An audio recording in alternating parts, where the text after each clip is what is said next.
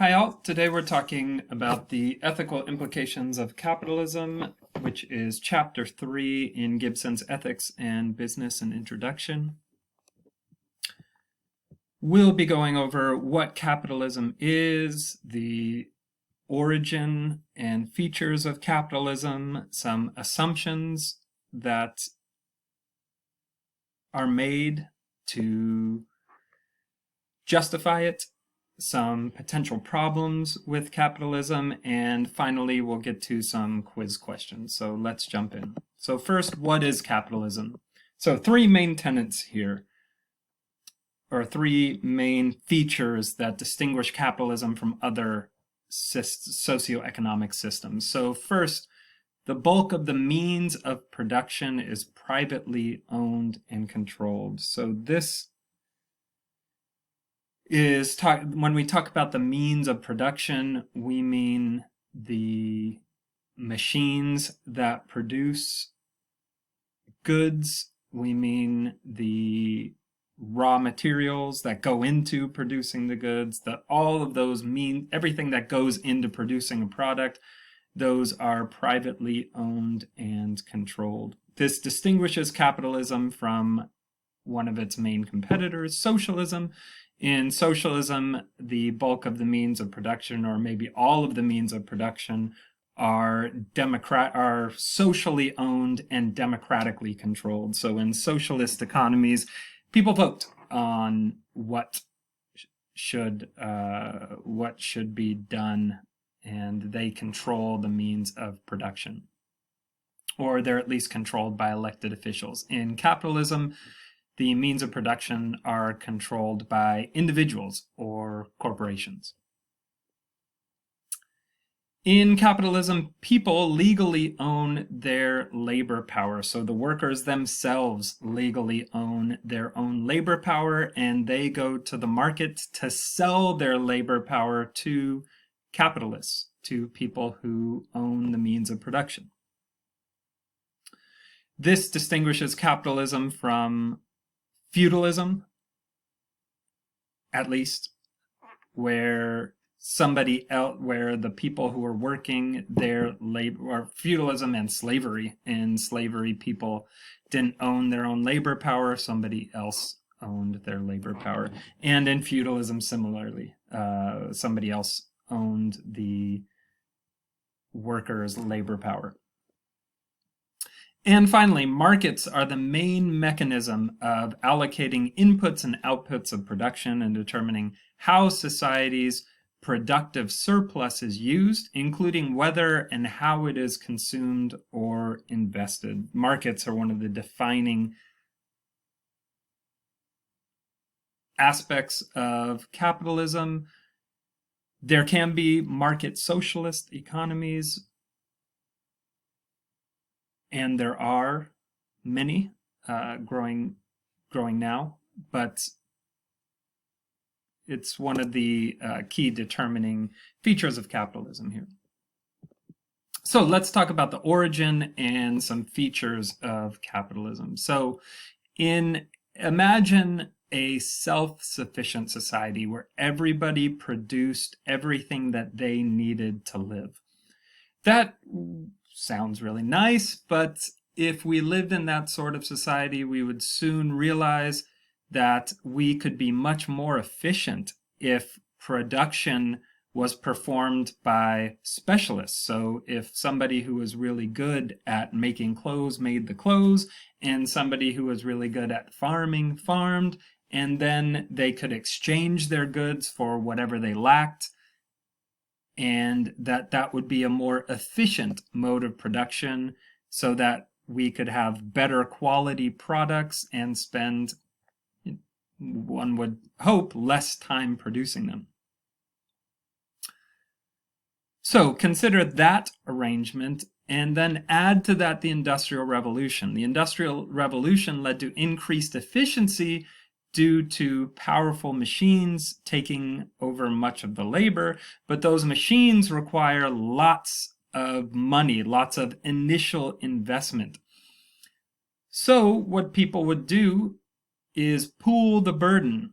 They would incorporate and own shares of the corporation, and the corporation would purchase or produce the powerful machines, which would make the production more efficient. So that's great. We increased our productivity tremendously. And corporations are nice because they shield shareholders from personal liability. So not one person is on the hook if there is an accident, but many people can shoulder that responsibility. And corporations can undertake projects that will outlast the lifespan of individuals. So one individual may take upon him or herself a great project, but corporations can take on projects that would span many lifetimes to complete. Corporations are run by corporate officers who report to the shareholders, and shareholders increase their wealth by investing their money.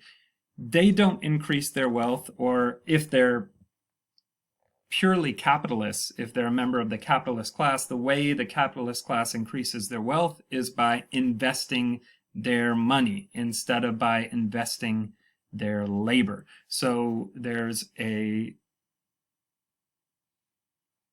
division, a class system here that arises, where two classes arise, one of capitalists and one of workers. How do capitalists make money?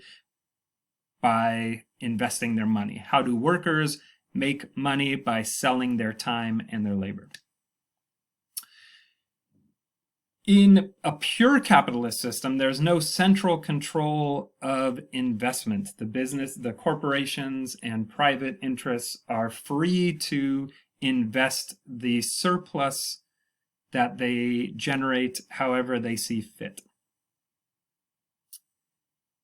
However, in competitive markets, corporations need to generate and reinvest profits to remain competitive.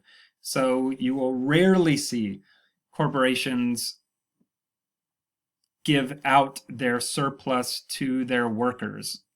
We've seen if you've been watching the news with the planned bailouts for big businesses, some people are arguing that if society is going to bail out these big businesses, then there should be some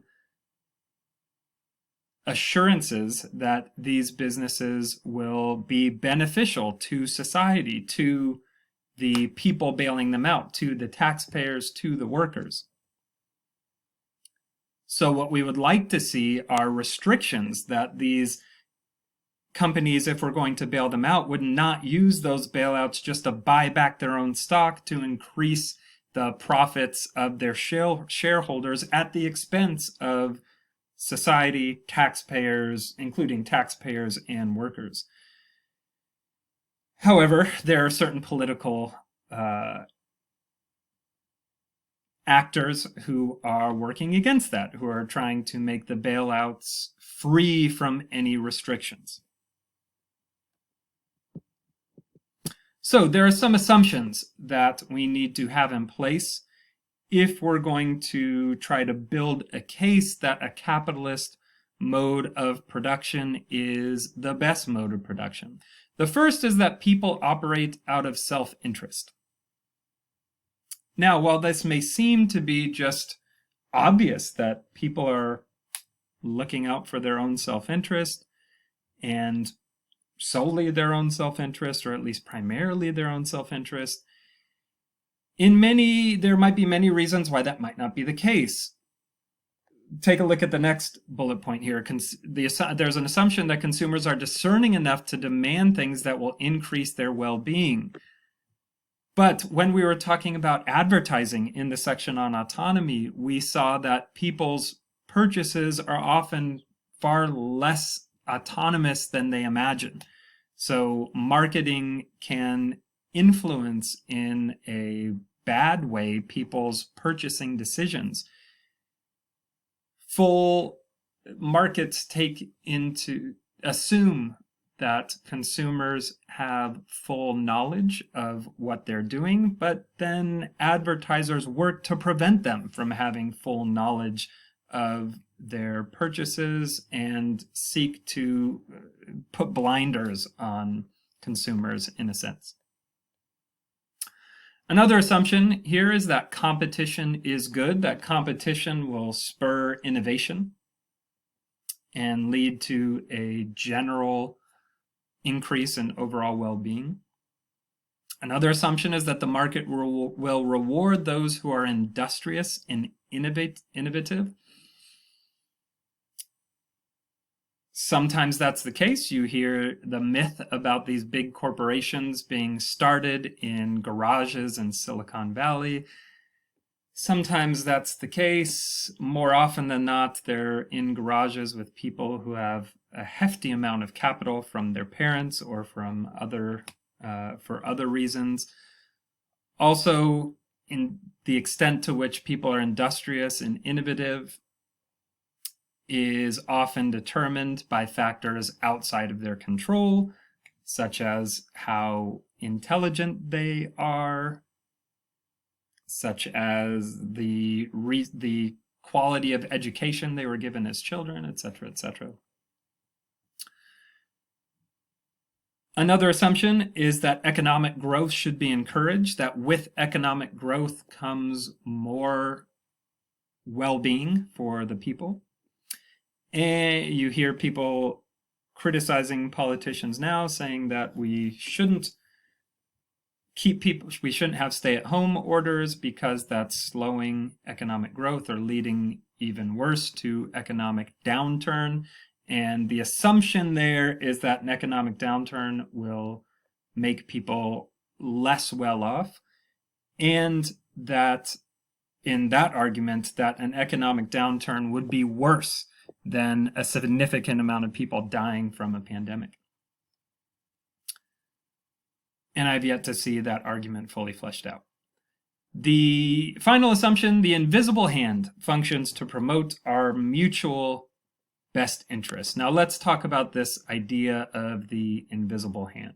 So often the assumption that underwrites a capitalist mode of production is that it is the mode of production that will lead to the best aggregate well-being. So it's justified primarily on utilitarian grounds, although some people will defend it on deontological grounds, on that it preserves more rights than competing economic systems. Although we might wonder, whose rights does it preserve and whose does it not preserve? But these are all big questions that we could talk at length about.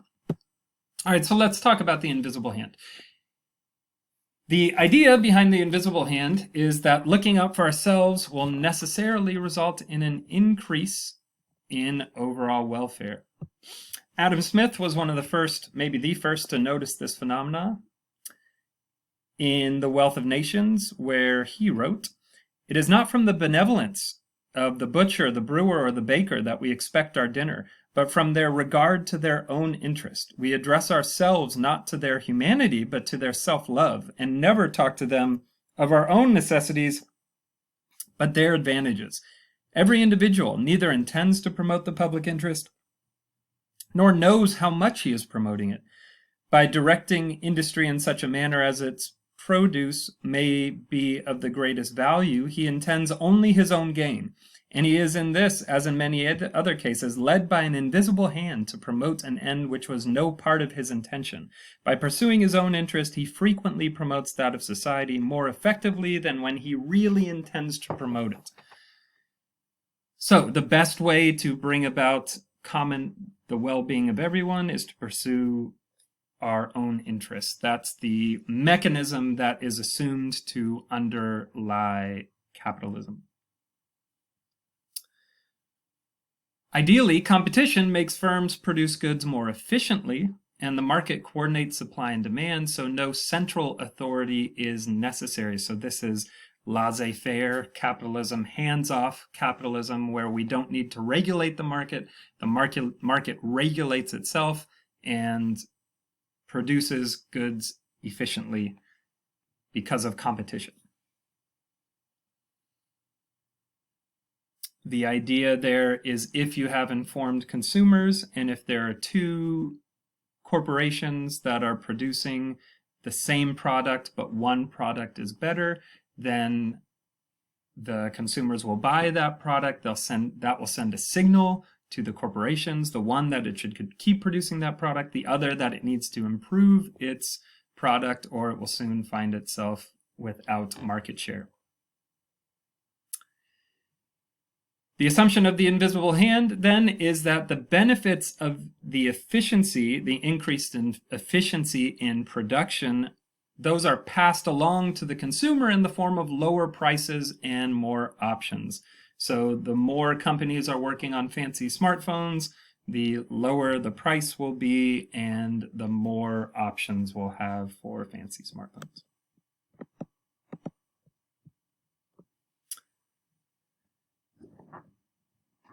One issue with capitalism is it requires constant growth. So capitalist economies require constant growth. The goal of profit and capital accumulation requires constant growth to remain competitive in a fast-moving market. Constant growth, in turn, requires greater consumption. And when we produce goods, when we produce goods, we use finite resources and transform them into disposable goods. Another issue here is built-in obsolescence is rewarded. So if Apple produced such a good phone that you never needed to buy a new one, then they would soon find that they weren't making money on cell phones anymore. So it's beneficial for them to create a product that will be obsolete in a few years. So all of these things lead to the greater consumption, the transforming finite resources into disposable goods, and rewarding built-in obsolescence. That all leads to the amount of waste that each individual is producing increasing. So the amount of waste that the average American generates, that's doubled in the last 40 years. And Americans require twice as much energy per capita as Europeans, which have more regulated forms of capitalism or market socialist economies. So constant growth can be good, but it has some serious drawbacks. So it has some benefits and some serious drawbacks.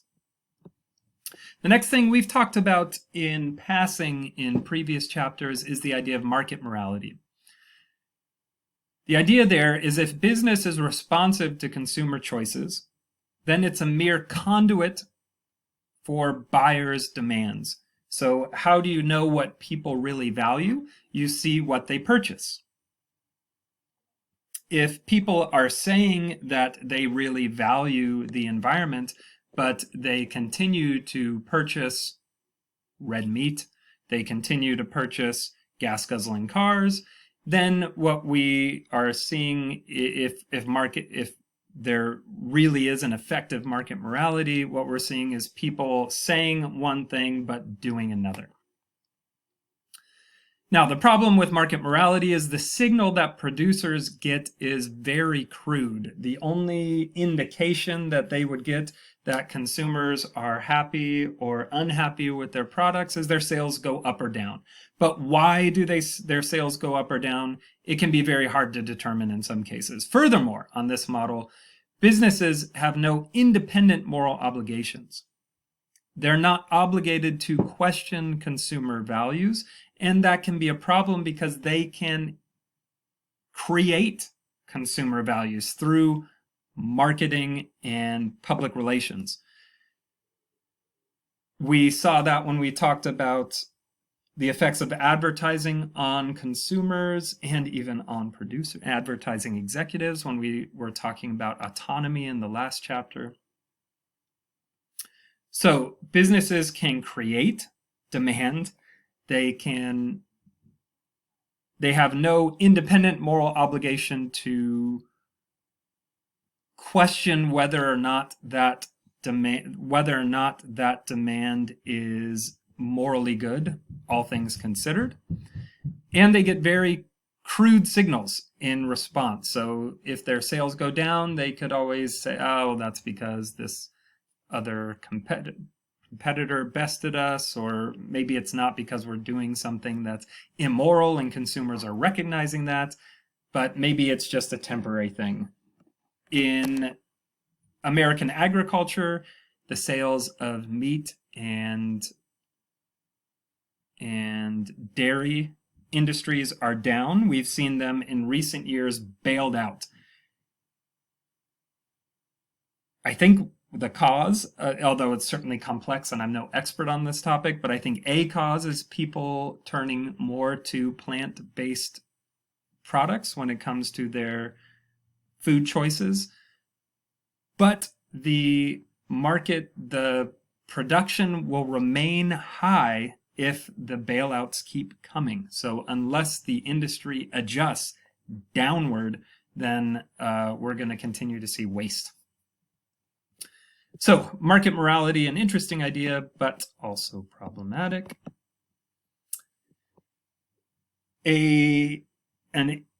Issues arise with capitalism and market failures. So one of the market failures that we should talk about is consolidation. In competitive markets, firms tend toward monopoly, or if they're lightly regulated, then they tend towards oligopolies, where a monopoly is a single firm that has completely cornered the market, and an oligopoly is a handful of big firms that have cornered the market. Why is that problematic? Well, big firms can cooperate to absorb the losses that squeezing out new businesses entails. So big firms can artificially lower prices to the extent that a newcomer trying to grow their market share, they can't compete because they don't have the resources to outlast that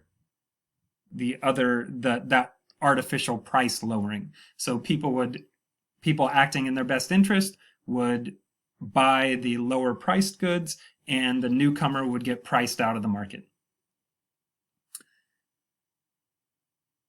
Big firms that have cornered the market can then maintain artificially high prices. So once they've squeezed out competition, they can boost up the prices, and they can cooperate to do so. They can talk to each other and raise their prices as one, lower their prices as one to keep out competitors, raise their prices as one to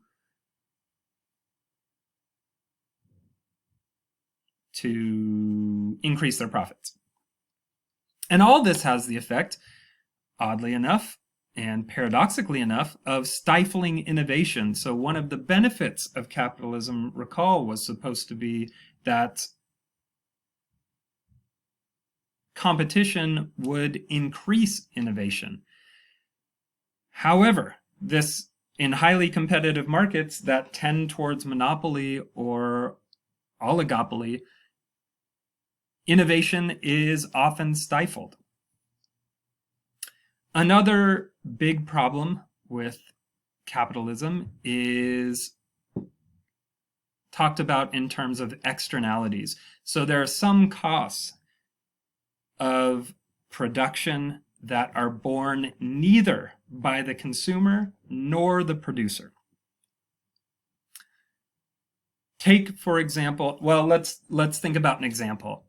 You want to sell me a car. I need something to drive. I have a certain amount of money. You have less money. You have an extra car. So we agree on a selling price that seems fair. You profit you gain money and I gain a way of getting to work. So win-win between us. But there are some costs that are not factored into that equation. So there's now another car driving more frequently, so that has a small effect on the price of gas, especially if there are many purchases like this. And then if there are more, now there's another car driving, another car using and burning fuel, that has a small effect on the environment, and multiply that times the purchase of all the vehicles. Now we have many these small costs that neither I took on nor you took on, you in selling me the car nor me in buying the car. These costs are borne by the planet, by other species, by eventually, and depending on what area you live in now, by human beings. So in Bakersfield, we see environmental costs of production.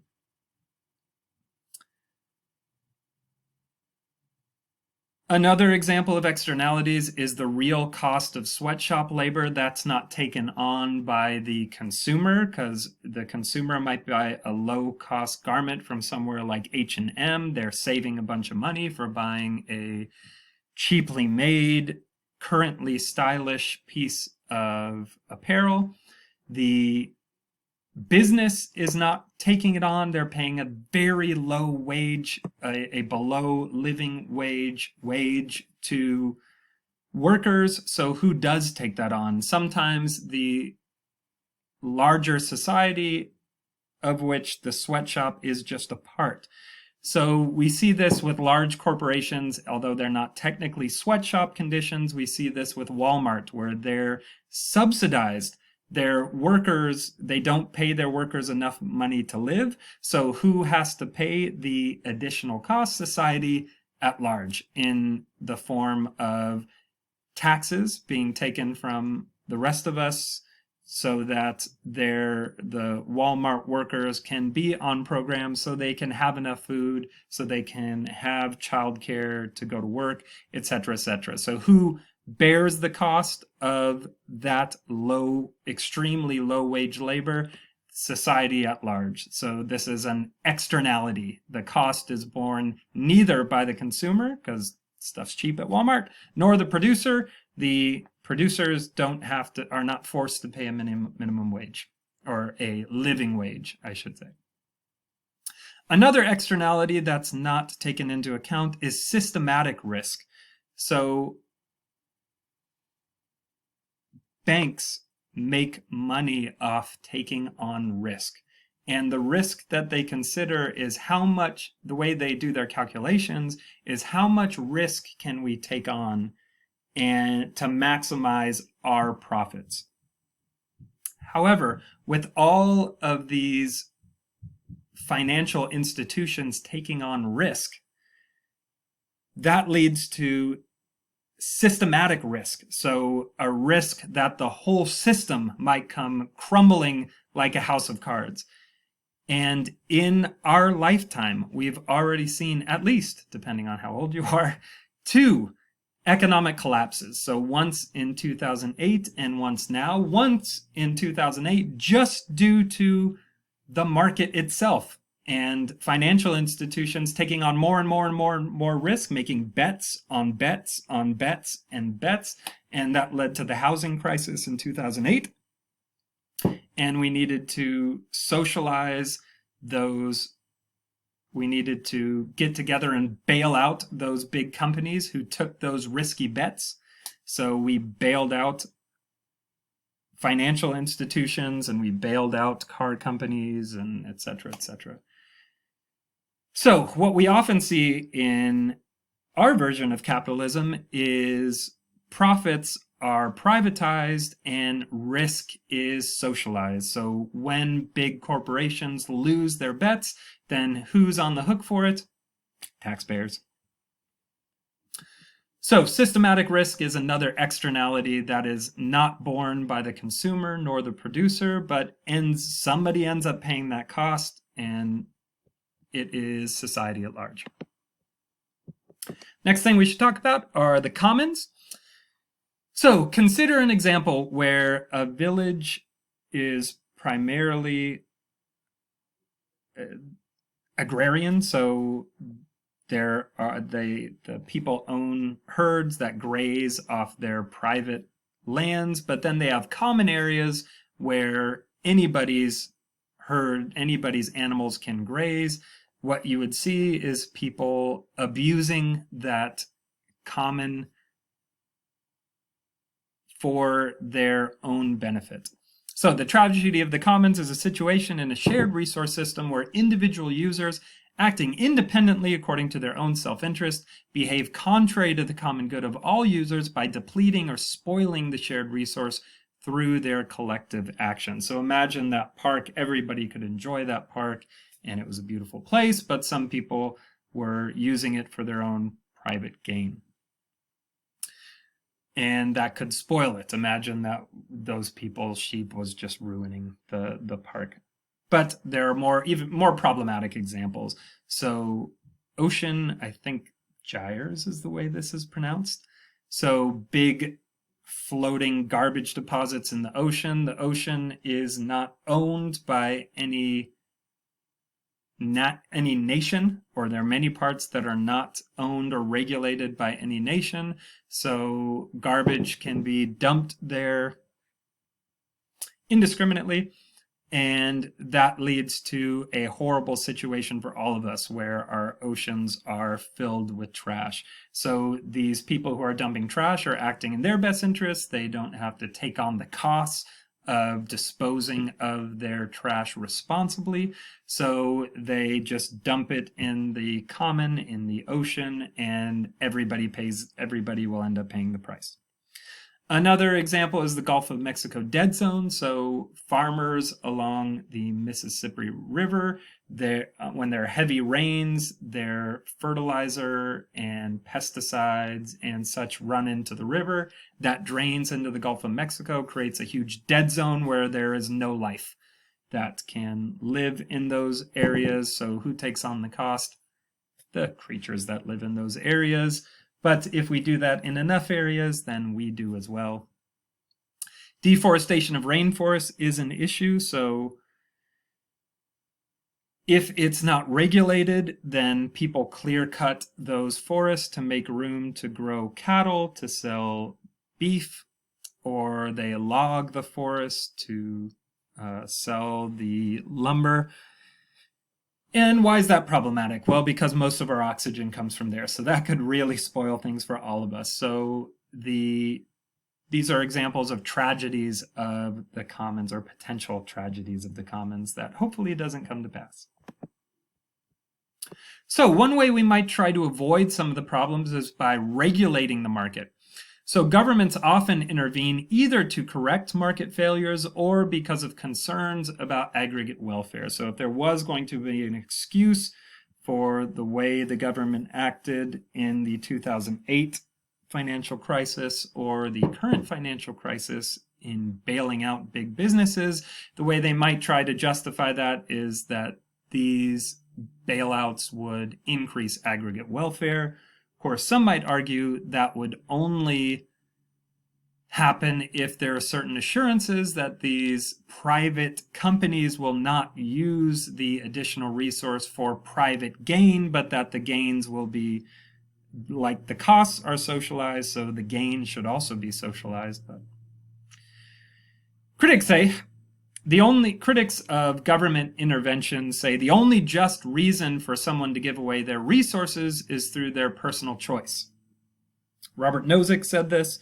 The idea there is that it's something like theft to ask somebody to give away their resources, even if they're giving away those resources to increase overall welfare, that would not be justified. So a government might want to tax corporations, to tax people, to have a better social safety net, so people would have Social Security and, I don't know, maybe healthcare or something like that. But critics would say that would be unjustified. Now, there are cycles of capitalism. So in good times, the resources are insufficient to fill the demand. Production can't keep up with the demand. In bad times, resources are unutilized. So we see that when in financial crises where people are homeless, yet there are tons of open living spaces. Then there are all of these resources that aren't being used, so there's tremendous inefficiency here.